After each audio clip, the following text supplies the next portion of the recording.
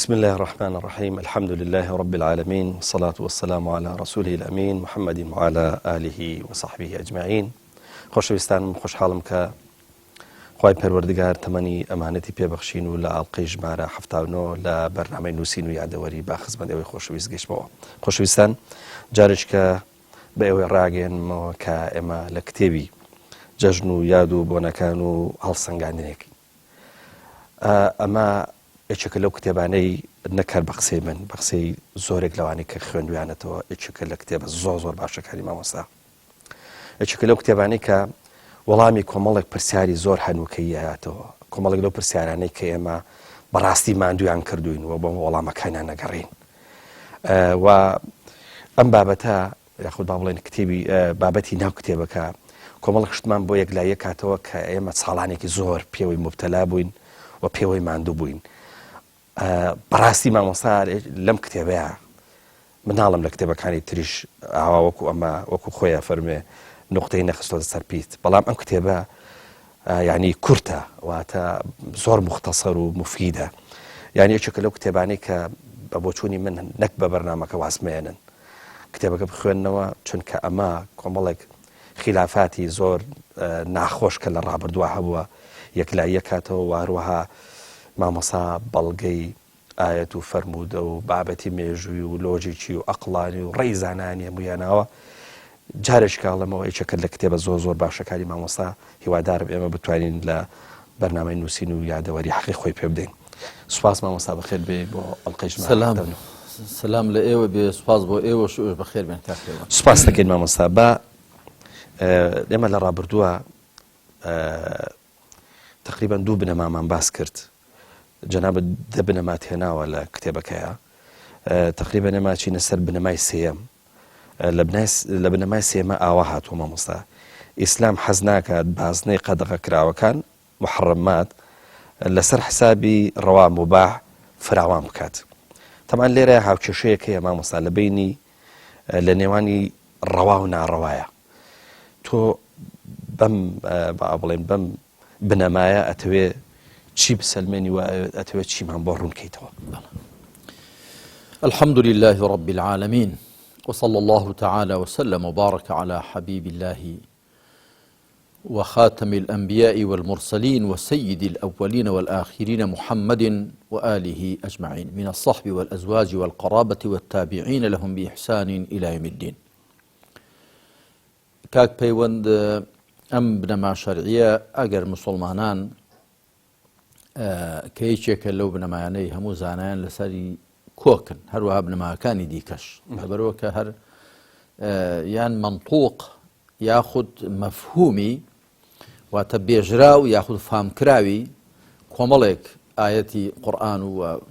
دەقی سونەتن. ئەم بنەمایەش و بنەماکان دیکەش کە هێناوبن، ئەگەر مسلمانان ئەم بنەمایە باش فام بکەن و پێوە پابند بن، ئەوە دەبێتە ڕێگریان لەوە کە بە مەرەدی خاوەن کتێبە پێشوەکان بچن کە هەر لە خۆوە شتیان لە خۆیان قەدەغە کردووە، شتیان پێویست کردووە و لە دیندا شتیان داهێناوە. یعنی بناغی داهێنان لە دیندا، بناغی زیادکردن لە دیندا و سەرنجام بەلا ڕێدابردنی دین بریتێ لە ڕەچاونەکردنی ئەم بنەمایە کە خوا سوبحانەوە وتەعالا ئەو شتانەی قەدەغەی کردوون هەر ئەوانە قەدەغن و نابێ ژمارەی قەدەغە کراوەکان و ڕێژەی قەدەغە کراوەکان زیاد بکرێ. هەر شتێک لە قەدەغە کراوەکان زیاد دەکرێت لەسەر حیسابی ڕەوا و ڕێپێدراوەکانە. و سروشتی شریعەتی خوای پەروەردگاریش وایە کە پێی ناخۆشە شت لە نێو قەدەغە کراوەکاندا شت زیاد بکرێ. جا ئەمە وەکو گوتم بنەمایەکی زۆر گەورە و گرنگە بۆ کەسێک کە شارەزای ئەزمموی خاوەن کتێبەکان بێ و خاوەن بەرنامە پێشوەکان، ئەم جار دەزانێت کە قەدری ئەم بنەمایە چاک دەزانێت. تەماشا بکە خوا سوبحانەوە وتەعالا لە سوورەتی ئەلئەنعامدا دەفەرمێت وما لكم ألا تأكلوا مما ذكر اسم الله عليه وقد فصل لكم ما حرم عليكم إلا ما اضطررتم إليه. دەفەرمێ لە سیاقێکدا کە ئاەتەکان باسی ئەوە دەکەن بڕواداران نابێت لە سەربڕاوێک بخۆن کە ناوی جگە لە خوای لەسەر هاتووە. دەفەرمێ بۆچی ئەو گۆشتانە ناخۆن کە ناوی خوایان لەسەر هاتووە لە حاڵێکدا کە خوا هەموو ئەوانەی کە قەدەغەن بە تەفسیل بۆی باس کردوون، هەموو ئەوانەی کە قەدەغەی کردوون بەڕوونی بە درێژی بۆی باس کردوون ئیلا مەفتوڕیرتم ئیلەی، مەگەر ئەوەی بۆی ناچار بن، ئەوەی بۆی ناچار بن لەو شتانە کە قەدەغەشی کردوون لە ناچاریدا ڕەوا دەبن. جا لێرە خوا سبحانه وتعالى ڕوو لە مرۆڤەکان دەکات، چونکە دوێنراوەکان بە قورئانی مەککەیی هەموو مرۆڤەکانن. مرۆڤەکان بۆچی لەو گۆشتانە ناخۆن، لەو سەربڕاوانە ناخۆن کە ناوی خۆیان لەسەر هاتووە، لە حاڵەدا کە هەرچی قەدەغەی خوا بە تەفسیل بۆی باس کردوون. زانایان دەڵێن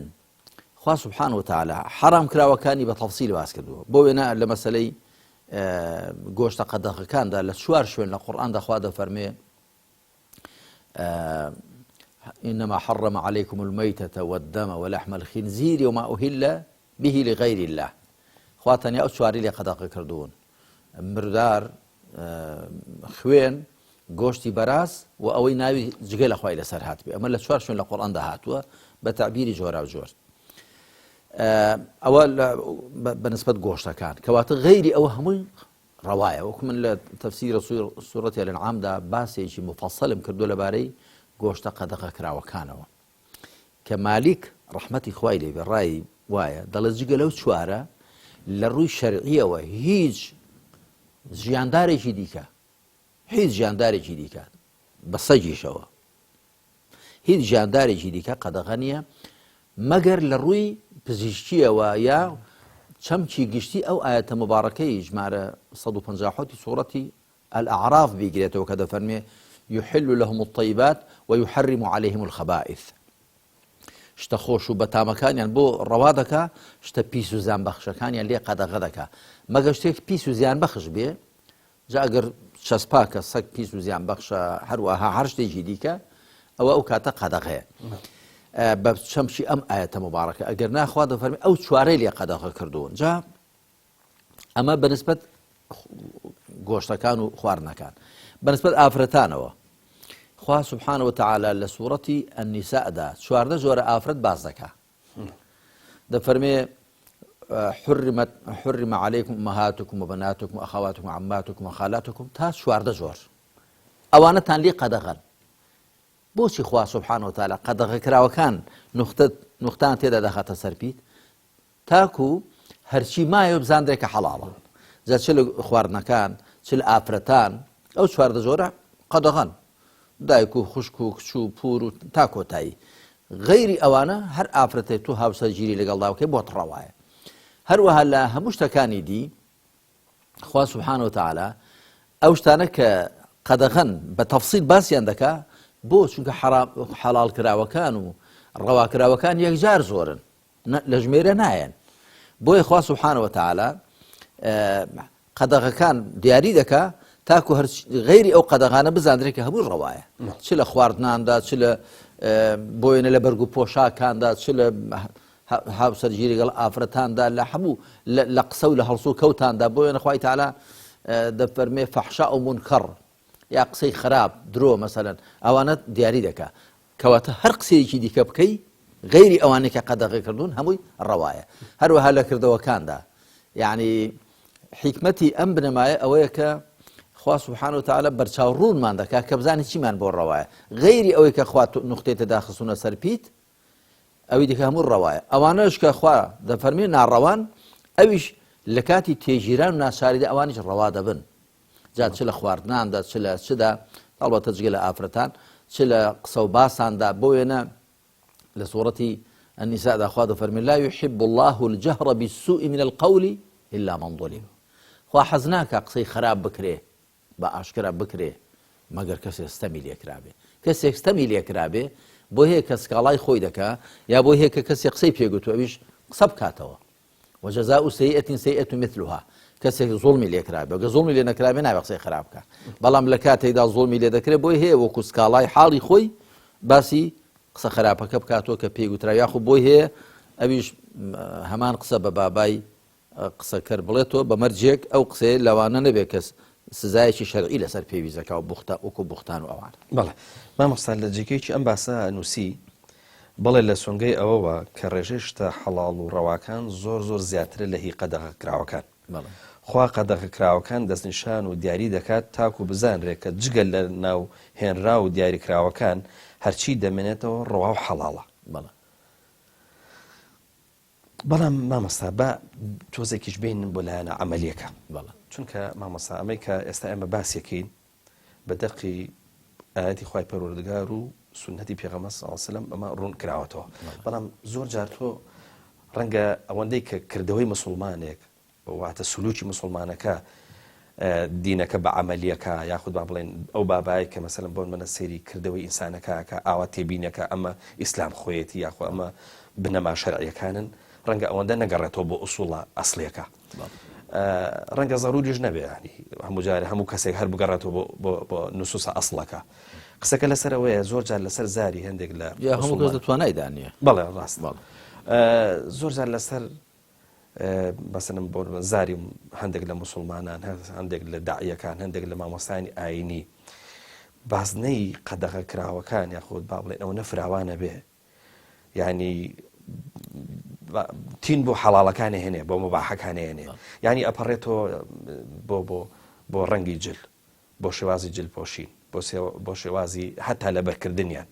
هەتا بۆ شێوازی قژداهێنان چوزانم بۆ شێوازی ڕۆشتون و هەڵس و کەوت و ئەمانە قسەکە لەسەر ئەوەیە مامۆستا زۆر جار ئەمانە فتواشان لەسەر درێ یعنی یەکێک لەو بابەتانەی کە ئێستا وردە وەردەچینە ناوی مەسەلەن بۆنەکانن یا شێوازی خۆگۆڕینە قسەکەمان لەسەر ئەوەیە باشە کە خوای پەروەردگار ئەم حرامانەی ئاوا بەم شێوەیە دیاری کردووە چییە لەسەر زاری مسلمانان حرامەکانەوە نەفراوانە بن ئەوەنە مباحەکان و حەڵاڵەکانەوەنە بەرتەسکە بنەوە کاک پەیوەند گومانی تێدانی کە مسلمانان لە دینەکەیان دواکەوتون ئاشکرای واقعەکەیان بەڵگەیە لەسەریان کە لە ڕووی سیاسی و مسلمانان پشت بڵاو بێسایە و سێبەر لە ڕووی کۆمەڵایەتیەوە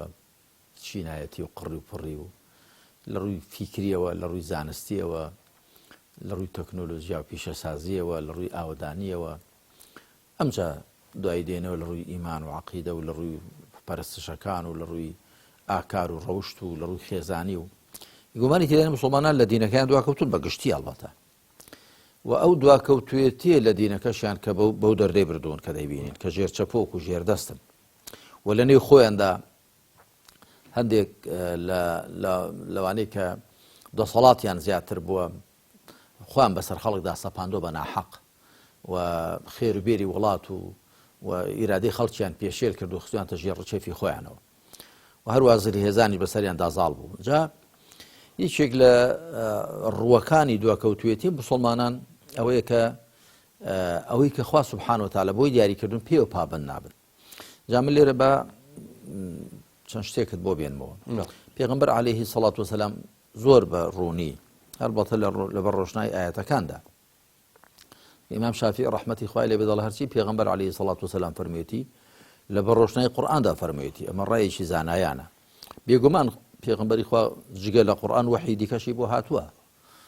هیچ گومانی تێدا نییە بەڵام ئەو وەحیەی دیکەی کە بۆ پێغەمبەری خاتەم هاتووە عەلەیهی سەڵات وسەلام هەر لە سیاقی وەحی قورئانیەکەدایە یعنی هیچ شتێک لە سنەتی پێغەمبەردا عەلەیهی سەڵات وسەلام لە ڕێبازەکەیدا لەگەڵ قورئان دژ ناوەستێ گومانی تێدا نییە چونکە هەر ئەرشی پێغەمبەر عەلەیهی سەڵات وسەلام ڕوونکردنەوەی قورئان بووە ئەنزەلنا ئیلەیکە الذیکڕ لیتبەینە للناس ما نزل ئیلەیهم ولعلهم یتفەکەڕون قورئانمان بۆ تۆ دابەزاندوو تاکو ئەوی بۆیان دابەزێنراوە بۆیان ڕوونکەیەوە ئایا قورئان ڕوون نییە بۆ خۆی کە دەفەرمێ کیتابی من قورئانی مبین با ئەی چیان بۆ ڕوون کاتەوە شێوەی کارپێکردنی قورئانیان بۆ ڕوون کاتەوە لە ڕووەکردەیەکەیەوە پێشانیان بدات چۆن جێبەجێ دەکرێت ئەوانە جا پێغەمبەر عەلەیهی سەڵات وسەلام دەفەرمێ إن الله فرض فرائض فلا تضيعوها وحد حدودا فلا تعتدوها ونهى عن أشياء فلا تنتهكوها وسكت عن أشياء من غير نسيان لها رحمة لكم فلا تبحثوا عنها. أما هم الطبراني هي ناويتي، هم بيهقي هي ناويتي، والدار قطني هي ناويتي، وسند كان بصحيح داناوه. پیغمبر عليه الصلاة والسلام زور بروني دفرمي خوا هندشتي بيويس كردوا زايان مكان أو شتانيك بيويس كراون بس زايان مكان كم ترخيمان تدا مكان، وهندشتي قدغة كردوا هندك سنوري داناون سنورة كان ما بزيانا، وهندشتي قدغة كردوا قدغة كان يخوا مشيانا.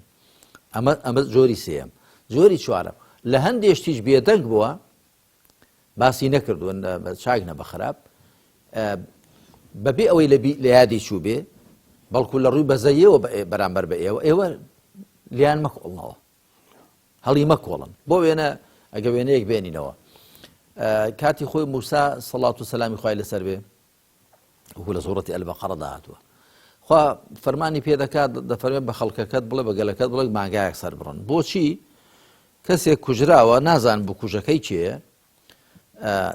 خوا فەرمان بە موسا دەکات دەفەرمێن مانگایەک سەر بڕن، ئەندامێکی ئەو مانگایە وەکو موعجیزەیەک بۆ موسا لە جەستەی ئەو پیاوە کوژراوە بدەن، زیندوو دەبێتەوە و لێ پرسن چێ کوشتووی پێتان دەڵێ. ئەوەی شتەکە هەمووی ئەوە بووە. موسا دەفەرمێن مانگایەک سەر بڕن. هەڵبەتە خوای پەروەردگار ئەم بەسەراتە بۆ ئێمە بۆ موسڵمانانی باس کرد و تاکو موسڵمانان فێر بن، شت زۆر هەڵ نەکۆڵن. دوای ئەوان دەڵێن جاو مانگایە چۆن بێ، پیر بیان گەنج بێ. خوا دەفەرمێ لا فاریضون ولا بیکر عوان بین ذلک. ئەمجا دەی باشە ڕەنجی چۆن بێ، خوا دەفەرمێ پیان بڵێ ڕەنگەکەی تۆخی زەردێکی زۆر تۆخ بێ، هیچ ڕەنجکەی تێدا نەبێ. ئەمجا دەی باشە دەی چۆن بێ ئاخر لەگەڵ مانگاکانی کە لێمان تێکەڵ دەبێ. خوا دەفەرمێ نە ئاوی پێ دەرهێنزرابێ لە ناعۆر، وەتوە ئاوی ناعۆریان سوڕاندوو بە وڵاشە وڵاخ، نەباری پێشێشرابێ، نە جزەوی پێشی هەڵدرابێ. باشە حتا ئەوان دەپرسن شتەکان لەسەر قورس دەبێ، دەڵێ ئەو مانگایە من لە تەفسیری سوڕەی بەقەرە باسم کردووە، ئەو مانگایە کە زەردێکی تۆخ بێ، ئیشی نەکرد بێ، نە پیر بێ، نە گەنج بێ، ئاوا بێ، تەنیا یەک پیرێژن هەبوو ئەو مانگای هەبوو، چونکتیان پیرێژن ئەو مانگایەمان بدەیە پێمان بفرۆشە. لە ڕووی ئاەتەکان داهاتوە دەڵێ گوتی دەبێ پڕی پێستەکەی زێڕم دەنێ، لا ناتان دەبێ. پیرەژن زانیوێتی کە پەچیان کردووە لەسەر ئەو مانگایە هەر دەبێ لێ بکڕن. اینجا خۆی کەسێک دەزانێت بەرامبەرەکە بەدیلینە خۆی قورس دەکات. چۆن دەبێت چۆن ناوتی ناهاتا پێستەکەم بۆ پڕ نەکەن لە زێر، ینی وا بێ کە پڕی پێستی مانگایەک زێڕم نەدە ناتان دەبێت. ئیدی بە ناچاری لیان کڕی و ئەندامێکی مانگایەکان لە جەستەی کوژراوەکەدا وی زیندوو بۆ و لیان پرسی چێ تۆی کوشتووە، گوتی فڵان کەس، هەر ئامۆزایەکی خۆی کوشت بووی بۆی میراتی لێ بگرێت. مەبەستم کە پێغمبەر وا دەفەرمێ عەلەیهی سەڵات وسەلام لە چەند شتانێکی بێدەنگ بووە لە ڕووی بەزەییەوە بەرامبەر بە ئێوە، نەک لە ڕووی لە بیرچوونەوە لیان مەکۆڵنەوە. ئەمە ئەو لە فەرمایشی کەدا پێغمبەر دەفەرمێ عەلەیهی سەڵات وسەلام ما أحل الله في كتابه فهو حلال وما حرم فهو حرام وما سكت عنه فهو عفو فاقبلوا من الله العافية ثم قرأ وما كان ربك نسيا. پێغمبەر دەفەرمێ عەلەیهی سەڵات وسەلام هەرچی خوا حەڵاڵی کردووە لە کتێبی خۆیدا حەڵاڵە، هەرچی قەدەغەی کردووە قەدەغەیە، هەرچی لێشی بێدەنگ بوو ئەوە عەفویە، واتە ئازادن ممارەسەی بکەن بەبێ ئەوەی کە خوا لە بیری چوو بێت. دوای پێغمبەر صلی الله علیه و سلم فەرمی عافیەتی خوا وەربگرن، واتە شتێکە خوا بە بۆشی بەجێهێشتووە وەکو خۆی مامەڵەی لەگەڵدا بکەن. دوایش ئەم ئاەتەی خوێندەوە ڕستەیەکە لە سوورەتی مەڕیەم کە دەفەرمی ما کان ڕەبوکە نەسیە، پەروەردگار شتی لە بیر ناچێ. جا کاکە پەیوەند مسلمانان ئەگەر پابەند بن بە قورئانەوە و بە سونەتی پێغەمبەرەوە عەلەیهی سەڵات وسەلام، ئەو کاتە ناچن وەکو بەنو ئیسرائیل شت زۆر هەڵکۆڵن، یاخود شتێک کە خوا قەدەغەی نەکردووە ناچن بە بیانووی لە خوا نزیک بوونەوەوە لە خوانی قەدەغە بکەن. ئەوە من لە کتێبی چەند بابەتی نەریژە باسی ئەو مەسەلەیەم هەر کردووە کە هەندێک کەس هەر بە مطلقی دێنێ هەرچی گۆرانی و مۆسیقا و هونەر و هەرچی هەیە قەدەغەی دەکا. جا بەو مناسەبەتەوە ئەم حەدیسەم هێناوە دەڵێ ڕۆژێک پێغەمبەر عەلەیهی سەڵات وەسەلام پیاوێکی بینی بە تەمەن بوو یان نەخۆش بوو، دوو کوڕیش چوو بوونە ژێر قۆڵی شێرباڵی لەم لاو لەولا تەوافیان پێ دەکرد. ئەویش فەرمووی ئەوە بۆ وتیان وڵا ئەوە دەڵێ هەردەی بە پێیان تەوافێ بکەم. ئەی فەرمووی مادام نەخۆشە زێت دوو نەفەرە عەسیەتە مەساڵی وڵاخێکی بێ. جا یعنی ئەمە لە ساحی بوخاری داهاتوە.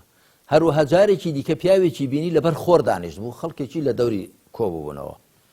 فەرمووی ئەوەی چییە؟ وتیانەوە ئەبوو ئیسرائیلە، ئەبوو ئیسرائیل.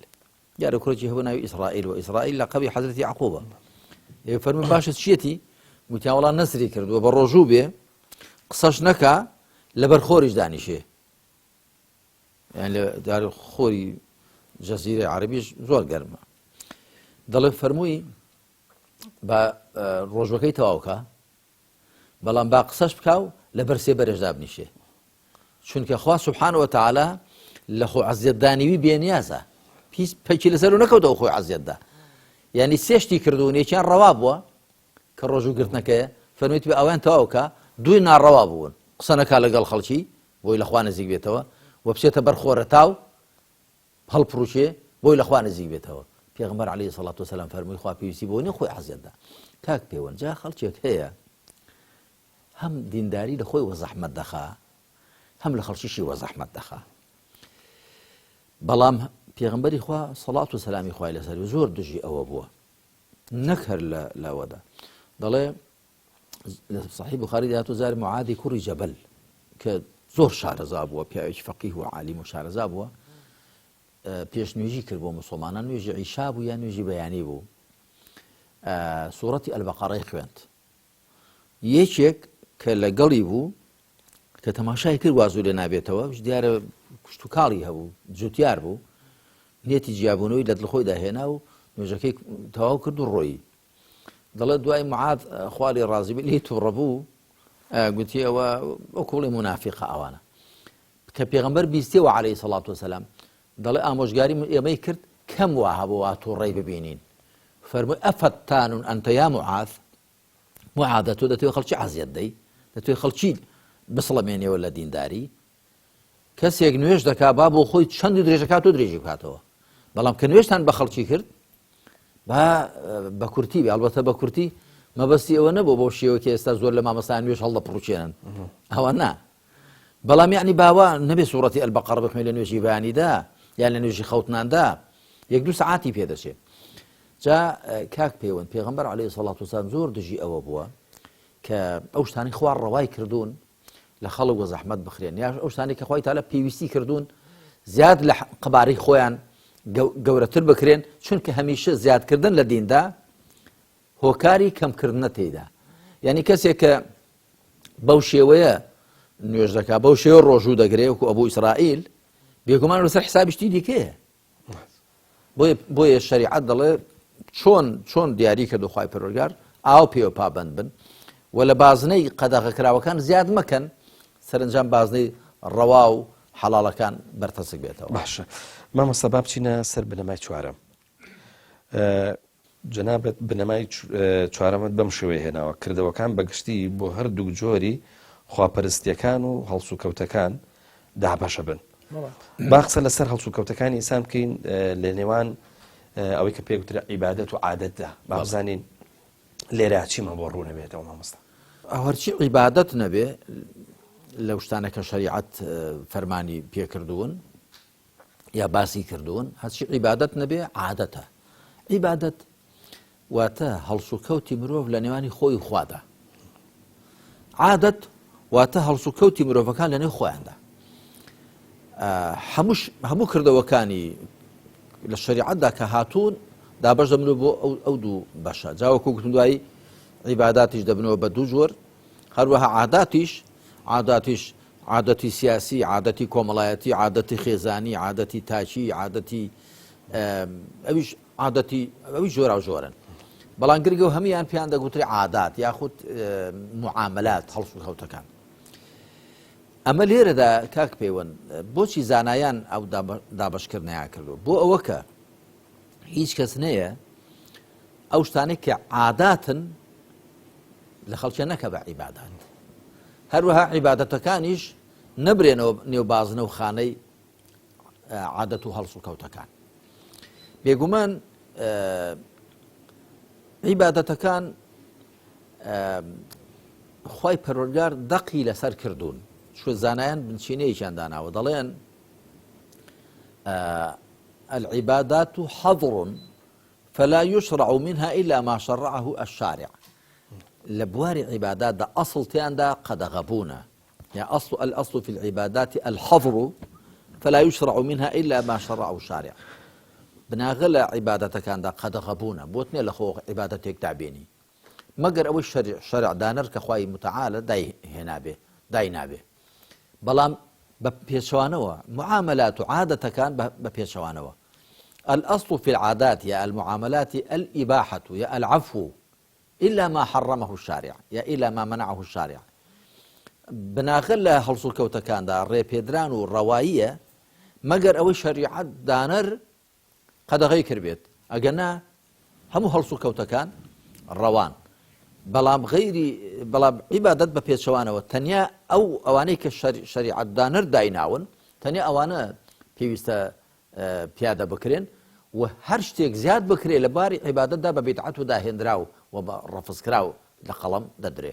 ببيشواني عادة كانوا كأصل تيان دا الروائية مقر أوي دقيقي الشرعي قد غيكر به وأحل الله البيع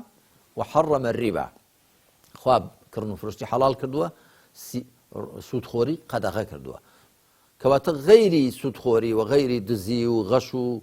احتكار أوانك شريعة نقطة داخل سنة سربيت أو ديك هم ما ملكان روان بله ما مصهر لم بابتها نسيت جاهر چند قوتم ئەوەشتێکی ڕوون و ئاشکرایە بەڵام بەوەندە وازی لێ ناهێنین هەر بۆیە ڕای چەند زانایە کە وەک پارسەنگی بەهێزکردنی قسەکانت هێناوە مەبەستمان لەوەیە مامۆستا بزانین زانایان لەوبارەوە چیان گوتووە پێویستی مەسەلەن بۆ نمونە بەڵگەهێنانەوە بە قسەی ئەوان یاخود بە بۆچوونی ئەوان لە کتێبەکە کە هاتووە بۆچی ینی مەبەستان چی بوو دەتانەوێت ڕێی زانایان چی بڵێن بەڵێ جاري من بنشيليك أقوال العلماء يستدل لها ولا يستدل بها قسي زانايان بلغي لسر دهندريتو ببلغنا هندريتو بلا مو زانايان كتابو قسانيان كدوهم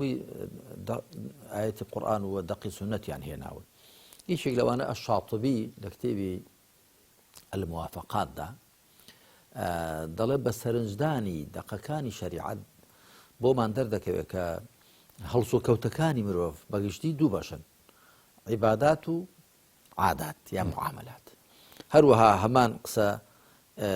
ابن تيمية قتويتي لكتابي القواعد النورانية الفقهية هروها العز بن عبد السلام قتويتي هروها أبو حامد غزالي ابن القيم الجوزي يعني زانان بقشتي ئەوەیان گوتووە ئەوە یەکێکە لە شتە بە ئاشکرا زاندراوەکان جا زانایان زۆر بە وردی باسییان کردووە دوای باسییان کردو جیاوازی بینی عیبادەت و عادەت چییە ڕەنگە جەنابە دوای لە پرسیارەکاندا بێ ئەوەش کە عیبادەت و عادەت بەچی لێکجیا دەکرێنەوە و ئێمە دەبێت چۆن هەڵس و کەوت لەگەڵ عیبادەتەکاندا بکەین و چۆن هەڵس و کەوت لەگەڵ عادەتەکاندا بکەین وەکو پێشتر باسم کرد بناغل لە عیبادەتەکاندا ڕێلێگیرانە مەگەر ئەوەی شەریعەت داینابێ بەعکسی هەڵس و کەوتەکانەوە یاخود بە عکسی عادەت و مامەڵەکانەوە کە ئەسڵتیاندا ڕێپێدرانە مەگەر ئەوەی شەریعەت ڕێی لێگر بێ مامۆستا با پرسیارێ بکەن لێرەیە بەڵێ حکمت لە تەعەبود چییە ڕاستە لە جەوهەرەکەیە ئێمە دەزانین کە تەعەبود بۆ خوای پەروەردگار بۆ ڕەزامەندی خوای پەروەردگارەکرێ بەڵام لە هەڵس و کەوتەکانە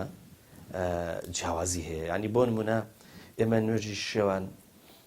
سێ ڕکاتەکەین بەڵام نوێژی ئیشا چوار ڕکاتەکەین لێرە حکمتێک هەیە ئەو حکمەتە دیارە نادیارە ئەمانە قسە لەوارەیە بەڵێ جارێ چەمچی عیبادەت بریتێ لە چی هەموو زانایان لەسەرەوە یەکدەنگن بۆ وێنە ڕاغبی الأصفهانی لە مفرداتەکەی خۆیدا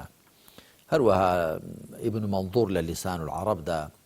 والفيروز آبادي للقاموس المحيط ضا والمعجم الوسيط وهمو زانا يعني شارع زي زمان ضلن عبادة يا التعبد بمعنى خضوع ده معنى ملكتشي بوشي بوخواه سبحانه وتعالى هەڵە تەوان وا دەڵێن بەڵام من پێم وایە عیبادەت دەبێ بڵێین بریتێ لە ئەو پەڕی ملکەچی وێ ڕای ئەو پەڕی خۆشویستن وێ ڕای ئەو پەڕی بە بەرزگرتن و بە مەزنگرتن وێ ڕای ئەو پەڕی پشت پێبەستن و ئەو پەڕی سام لێکردن و هەیبەت لێکردن ئەوانە هەموویان وێ ڕای ئەو پەڕی ملکەچی ئەمە بۆ خوا سبحانه وتعالى پێ دەگوتری عیبادەت وراغبي إصفهاني دلم مفهومي چەمکی عیبادەت لە چەمکی تعبد بەهێزترە ئێمە ئێستا ناچینە ئاوردەکاری و گرنگەوەی عیبادەت ئەوایە بەڵام عادەت بریتێ لەوە کە خەڵک یعنی عادەتی پێوە گرتووە یاخود بۆتە نەرێتێک لەناو خەڵکدا دووبارەی دەکەنەوە لە نێو خۆیاندا زانایان لەسەر ئەوە یەک دەنگن دەڵێن هیچ شتێک کە خوا فەرموویەتی و شەریعەت فەرمانی پێکردو بێ حیکمەت نییە گومانی تێدا نییە بەڵام بەنسبەت عیبادەتەکانەوە پەرستشەکانەوە مەرجنی ئێمە حیکمەتەکەی بزانین بەڵام بەنسبەت هەڵس و کەوتەکانەوە حیکمەتەکەیان دیارە بۆ وێنە خوا سبحانه وتعالى کە باسی نوێژ دەکات بە گشتی دەفەرمێ و ئەقیمی الصەڵاتە لذیکری کەواتە حیکمەتی فەرزبوونی نوێژ بریتە لە یادی خوا بەڵام مفرەدەکانی نوێژ ڕکوع و سەجدە و تەحیات و هەڵس و کەوتەکانی دیکە و پاشان هەر ئەو نوێژانە پێنج نوێژەکان بۆچی سێیان چوار ڕکاتی یەکیان سێ ڕکاتی یەکێکیان یەک دوو ڕکاتیە یا بۆ وێنە بۆچی حەوت جار بە دەوری کەعبەدا دەسوڕێنەوە حەوت جار لە نێوانی سەفا مەڕوادا دەین و دەچین دەبێ حەوت ورد کە بەرد بە جەمڕەکاندا بدرێن دەگونجێ باس ینی لێ بکۆڵینەوە ینی چ بەنسبەت ڕکاتەکانی نوێژەکان بەنسبەت ژمارەی تەوافەکان و هاتن و چوونەکانی بینی سەفا مەڕوا و ورد کە بەرد هاویشتەکان کە ژمارەی حەوت خواد باسی حەوتچینی ئاسمان دەکا دەتوانین لێ بکۆڵینەوە بەڵام ئەسڵ لە عیبادەتەکاندا ئەوەی کە حیکمەتەکەی پەنهانە و ئێمە فەرمانمان پێ نەکراوە لە حیکمەتەکەی بکۆڵینەوە ئەلبەتە حیکمەتە گشتەکەی دیارە بریتێ لە ملکەتی نواندن بۆ خوا سبحانه وتعالى بەڵام حیکمەتە گشتێکە خوا زۆر ئاماژەی پێدەدا بۆ وێنە یا ئەیها الذین آمنوا کتب علیکم الصیام کما کتب علی الذین من قبلکم لعلکم تتقون کەواتە ڕۆژوگرتن بۆ ئەوەی کە تەقوات پەیدا بێ تەقوا یعنی خۆپارێزی بەرامبەر بەخوا کە خوا لە خۆ تووڕە نەکەی و خۆپارێزی لە ڕووی جەستەییەوە خۆپارێزی لە ڕووی دەرونیەوە لە ڕووی فیکریەوە هەروەها خوای پروردگار باسی عیبادەت دەکات دەفەرمێ بۆ ئەوە کە تەقواتان پەیدا بێ باسی نوێژ دەکات بۆ ئەوەی کە یادی من بکەن و ئەقیمی الصەڵاتە لذیکری بەڵام وەک تاکتاکی پێکاتەکانی عیبادەتەکان مەرج نییە حکمەتەکەی بۆ ئێمە زاندراو بێ عادەتەکان وانین بۆ وێنە خوای پروردگار لەبارەی قصاصەوە دەفەرمێ وەلەکم في القصاص حياة يا أولي الألباب لعلكم تتقون ئەی خاوەن عەقڵەکان لە تۆڵەدا ژیان هەیە بۆ ئێوە لە تۆڵەدا ینی کەسێک دەکوژی بکوژرێتەوە ژیان هەیە بۆ ئێوە جا ئەمە ژیان ئەگەر کەسێک بزانێت دەکوژرێتەوە ناکوژێ کەواتە ژیانی کوژراوەکەش پارێزرا دەبێ ژیانی خۆشی کە دوای دەکوژرێتەوە ینی خوا ینی وشەیەکی بەکارهێناوە زۆر هەروەها ژیانی کۆمەلگا پارێزراو دەبێ ئەمە کەواتە حکمەتی قیساس و تۆڵە بریتێ لە پارێزرانی ژیان یا لە مەسەلەی دزیدا دەفەرمێ والسارق والسارقة فاقطعوا أيديهما جزاء بما كسبا نكالا من الله نكال يعني سڵاماندنەوە پرینگاندنەوە ئەوە سڵاماندنەوەی لە خواوە کە ئەگەر کەسێ بزانێت ئەگەر دزی بکات دەستی دەبڕدرێن دزی ناکا کەواتە حکمەتەکەی دیارە هەروەها ینی هەموو هەڵس و کەوتەکان مەگەر چۆن ئەگەر ناخوا سبحانه وتعالى لە باسی قەدەغەکردنی شەراب و قوماردا يا أيها الذين آمنوا إنما الخمر والميسر والأنصاب والأزلام رجس من عمل الشيطان فاجتنبوه لعلكم تفلحون إنما يريد الشيطان أن يوقع بينكم العداوة والبغضاء في الخمر والميسر ويصدكم عن ذكر الله وعن الصلاة فهل أنتم منتهون حكمتك زور ديارة أي أواني برواتان هنا بدلني أي شراب وقمار وأنصاب كوي نصبة أو برداني دايان دنان وأزلام زلمكان يعني سيبيان في ذكردن همو أوانا بيسن لكردو الشيطان الليان دور بقرن دوريان ليه بقرن دعاي ده فرمي الشيطان ده بهوي قمار وشراب وقمار و دجمناياتي والرقطان لأنه ده بيداكا شنجر سرخوشا كانوا قمار كان يكدي كشتنو ليقدان وسرجو يكديش كاندنو أوانا بينيان دادا به هو وبو قدغتهم كاتا لنويجو لا يدي خوا انجا هردا صناقرن كواتا حكمتكي بيان كردوا بلان بالنسبة برسشكانوا لبرو بريتي لمعاملي إيما لخزمت خوا دا سبحانه وتعالى معاملي إيما لخزمت خواي پروردگار دا مرزيني من لهموني هين يكاني تيبقين قرنقوا إيما خواي پروردگار من كناسي جا خوا دا فرمي معاملة من قلدا بكن نويجن بو بكن الرجو بقرن يادم بكن بلان معاملي خوما لني خومان دا اما سرمالي دردشيت بوي هلسو كوتكان وعادتكان هميشه شريعت اما جي كردو بحكمتكان يا جاري والتصريحي في كردو بروني باسي كردو ما موسى هلبت اما لبرنامجها باسي هم عبادات هم عادات ما كرت بلام ليرا بسارك هيا ابي جويك جناب دمسي ابي بزانين عبادته هروها ويك بيكتر معاملات ياخذ عادات شيء من ما بس مويه اجر اما توجيه كاين يعني بجور لجور كان زور بمختصري هم باسي بناس عبادات هم عادات بكين ليرا بوي بينران لنا بساره كان ترى دلنام جوان ليبو لويك بس ليرا ما بس تجي ترمانه ويك بالضبط بزان عبادات شو انجا مثلا عادات شيء عبادة أكو قلتم زانين هم ولا سروا يقدنجن لأصلي وشيء عبد يعبد عبودة وعبادة بمعنى ملكة شيء ديت البته عبادة بوخوان ملكة شيء بوخوا سبحانه وتعالى بلام تنيا ملكة شيء نية بلكو أو بري خوش بيستنو الرئيس لي قرتنو بقبر قرتنو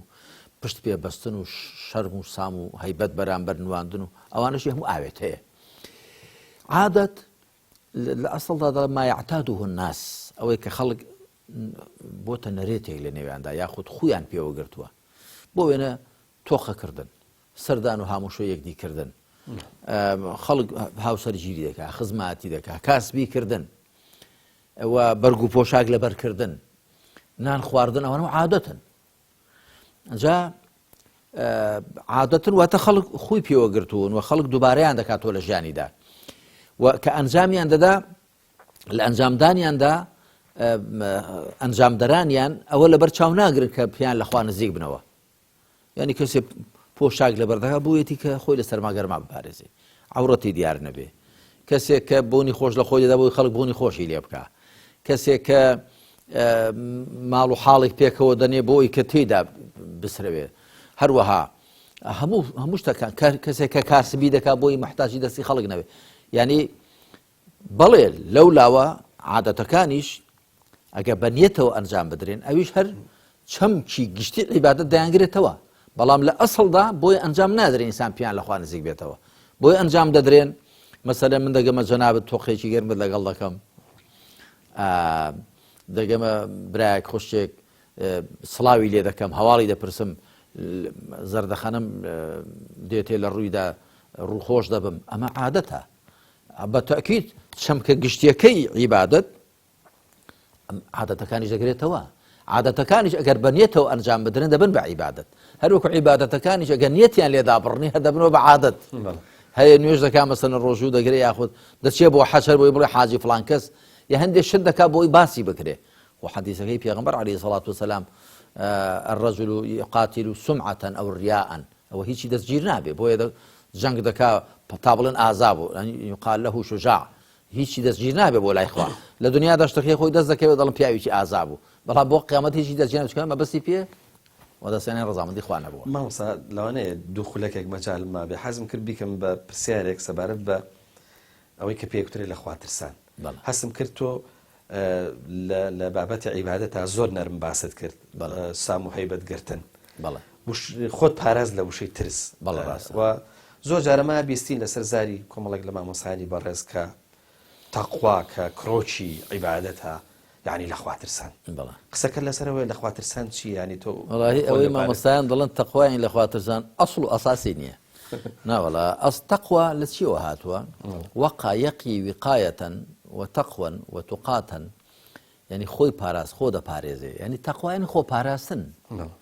بۆیە بە پارێزکاری بە کاری بە پارێز لێک دراوەتەوە نەک پارێزگاری معنای حیفظە بەڵام پارێزکاری واتە کاری بە پارێز یعنی پێمە ئەوە ینی واتایەکی پڕ بە پێسە بۆ وشەی تەقوا تەقوا ئەوەیە کە مرۆڤ بە جۆرێک هەڵس و کەوت بکە چاودێری خوا بەسەر خۆی ببینێ خۆی بپارێزرەوە کە خوا لی تووڕە بێ لی بەگلەیی بێ خوا لە چی لە مرۆڤ تووڕە دەبێ لە دوو حاڵەتدا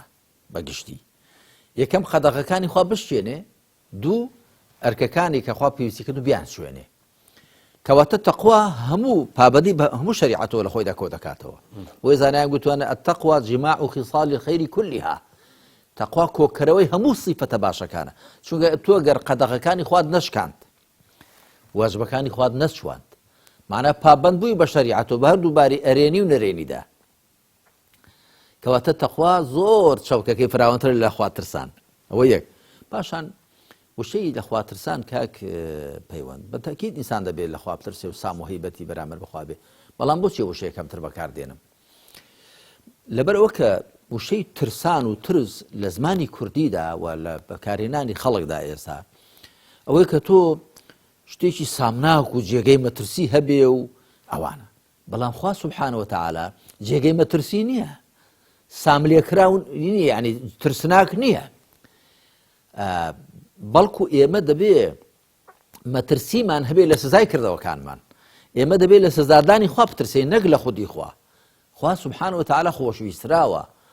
وخوا ببرز جیراوە بە مەزن جیراوە ئیبراهیم عليه الصلاة والسلام لە سورەتی ئەنعامدا کە خوای پەروەردگار باسی دەکا وكذلك نري إبراهيم ملكوت السماوات والأرض وليكون من الموقنين فلما جن عليه الليل رأى كوكبا قال هذا ربي فلما أفل قال لا أحب الآفلين ئاوا مورکی فراوانی خۆمان پێشانی ئیبراهیم دەدەین بۆ ئەوەی کە لە دڵنیایان بێ کاتێ شەوی بەسەردا هات و ئەستێرەیەکی بینی قال هذا ربي ئەو پەروەردگارمە فلما أفل کاتێ ئاوا بوو قال لا أحب الآفلين ئەمن ئاوا بوانم خۆش ناوێن کەواتە بناغەی پەیوەندی مرۆڤ لەگەڵ خوادا ئەوەی کە خۆشی بوێ نەک لێی بترسێ لە ڕاستیدا ئێمە دەبێت لە سزای کردەوەکانی خۆمان بترسین و ها پێغەمبەر چی دەفەرمێ عليه الصلاة والسلام لەو دوعا فراوانیدا دەفەرمێ اللهم اقسم لنا من خشيتك ما تحول به بيننا وبين معصيتك ومن طاعتك ما تبلغنا به جنتك ومن اليقين ما تهون به علينا مصائب الدنيا ومتعنا بأسماعنا وأبصارنا وقوتنا ما أحييتنا واجعله وارثا منا تاكو تاي حديثك خوايا أوندا اللهم اقسم لنا من خشيتك خوايا أوندا سامو هيبتي خوتمان بوب رخصينا كريقرمان لنواني ريقر لنواني إيما وسربيتشي كردن لتودا بأوندا سامو هيبتمان برامبر بتوه بسربيتشي لينا كاين وعندما طاعتي خود بو برخصينا بما جاني ببهشتكت وعندما يقين ودنياي بو برخصينا كبلا كان الدنيا ما لسر سوكا تاكو تاي حديثك جاء